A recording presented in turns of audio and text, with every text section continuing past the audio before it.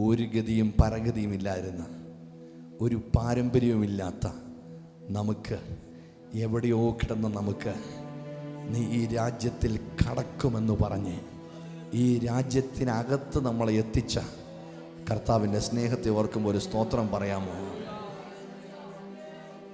ഒറ്റ എക്സാമ്പിൾ, പുതിയ നിയമത്തിൽ നിന്ന് 6 കൽപാത്രം അല്ലേ? അത് പുസ്തകം എഴുതിയിരിക്കുന്നത് യഹൂദന്മാരുടെ ശുദ്ധീകരണ നിയമം അനുസരിച്ചുള്ള കൽപാത്രം. എന്തു വെച്ചാൽ യഹൂദന്മാരുടെ ശുദ്ധീകരണ നിയമം ഉള്ള കൽപാത്രം. ഈ കൽപാത്രം ചലിക്കണമെങ്കിൽ ഈ നിയമത്തിനനുസൃതമായിട്ട് ചലിക്കാവൂ. അല്ലെങ്കിൽ ഈ പാത്രത്തിന് നേരത്തെ അകത്ത് പോകാമായിരുന്നു.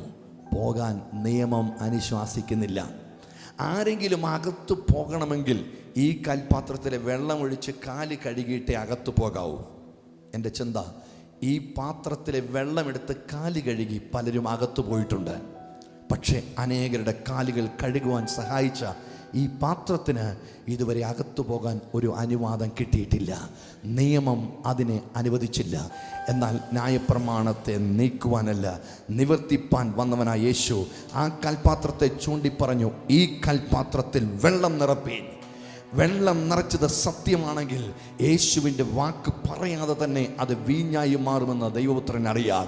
ഇതിനകത്തൊരു മാറ്റമുണ്ടായാൽ ഈ പാത്രം പുറത്തിരിക്കത്തില്ല, ഈ പാത്രം അകത്ത് കയറും എന്ന് ദൈവത്തിനറിയാം. ഞാനും നിങ്ങളും ഇതുപോലെ ആർക്കും വേണ്ടാത്ത നിയമത്താൽ ബന്ധിതമായ, പാരമ്പര്യത്താലും പരിചയത്താലും ആചാരങ്ങളാൽ ബന്ധിക്കപ്പെട്ട ചില പാത്രങ്ങളായിരുന്നു. എന്നാൽ കരുണാസമ്പന്നനായ ദൈവത്തിൻ്റെ കണ്ണുകൾക്ക് നമ്മളോട് കരുണ തോന്നിയപ്പോൾ അവൻ പറഞ്ഞു, ഈ പാത്രം അവിടെ ഇരിക്കേണ്ടതല്ല, ഈ പാത്രം ദൈവരാജ്യത്തിൻ്റെ കലവറയ്ക്കകത്ത് ഇരിക്കേണ്ടതാണ്.